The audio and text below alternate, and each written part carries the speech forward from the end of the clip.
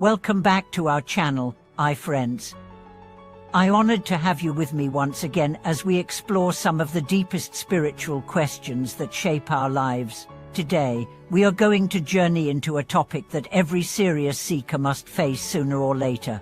In an era filled with endless teachings, countless spiritual paths, and voices calling from every direction, how do you find your true path? How do you choose the right Dharma door? The one that resonates with your heart, your karma, your nature. Especially in this age, an age the sutras call the age of degeneration, the age of the declining Dharma, it's harder than ever to find authentic guidance. It's a time when even great masters are rare, distractions are many, and faith is constantly tested. So the question is pressing: how do you know which path is right for you? And who can help you decide? Here's the truth: no one else can choose for you. Not even the most realized teacher. This isn't because teachers lack wisdom, but because they respect your uniqueness. Your path is shaped by your previous lifetimes, your hidden tendencies, your current challenges. You have a karmic fingerprint that no one else shares. And so, your path must be walked with inner discernment, honest reflection, and fearless sincerity. Let's begin with the story of Li Jun, a young man who began studying Buddhism in college. He was enthusiastic, curious, and passionate. He read dozens of books, attended every retreat, tried every method from Zen meditation to Pure Land chanting, from tantric visualization to philosophical analysis. But something strange happened. The more he studied, the more confused he became. Every path seemed right. Every master had different instructions. He began to feel overwhelmed. Until one day, in frustration, he visited an elderly monk and poured out his confusion. The monk smiled and asked him just one question: which practice makes your heart feel light? Li Jun paused. When I chant the name of Amitabha, I feel peace. Not intellectually, just a peace. The monk nodded. Then go there. Stay there. Let that door become your home. That day, everything changed. Li Jun stopped seeking variety. He stopped comparing methods. He began chanting with devotion, morning and night. Within months, his mind settled. His path opened. This is the principle of resonance. Your true Dharma path is not the most glamorous one, not the most advanced. It's the one that resonates with your nature. And here's the key: you find it not through analysis but through experience. Try the practices. Observe your heart. Which one brings you calm? Which one brings sincerity? Which one feels like returning home? That is your path. It doesn't matter what others are doing. You may see someone sitting in long Zen meditation, another chanting complex mantras, another diving into tantric practices. You don't need to copy anyone. You need to be honest with yourself.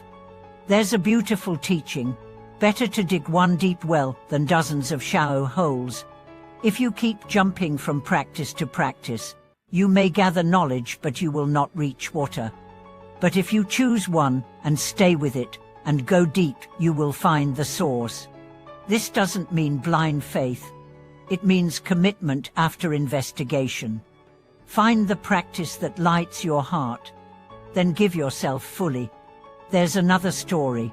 An old woman in the Himalayan foothills had been chanting Om Mani Padme Hum for 50 years. She never learned philosophy.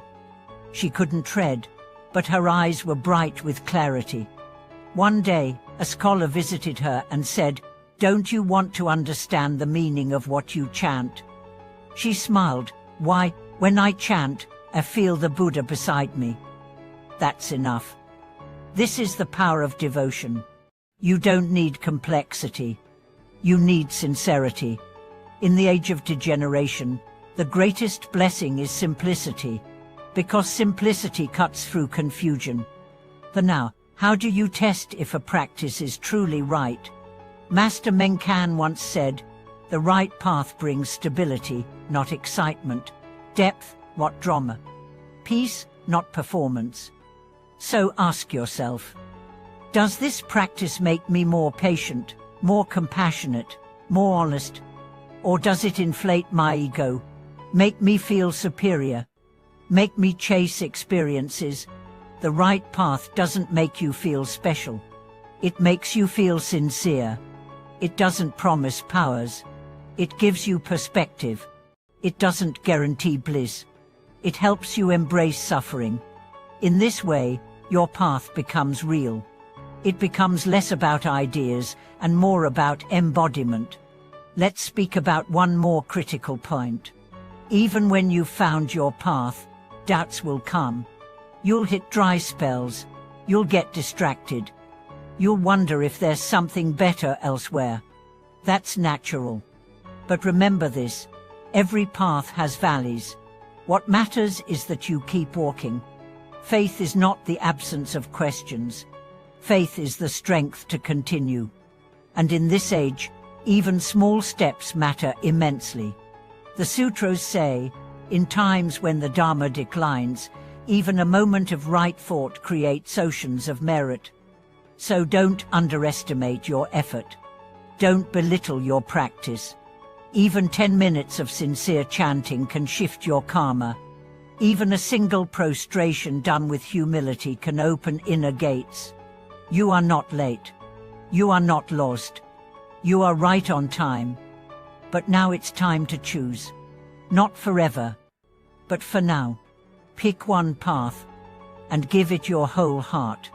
Give it a year or 3 years. Then reflect. You will see what once felt distant now feels intimate. What once felt confusing now feels clear. Because the Dharma doesn't hide. It waits for you to stop chasing and start returning. Thank you for watching this video. I hope these reflections help you trust your own spiritual instincts. Tell us in the comments, how did you discover your path? What practice brings you the deepest peace? Don't forget to like, subscribe, and share this with others who might be seeking clarity in their journey.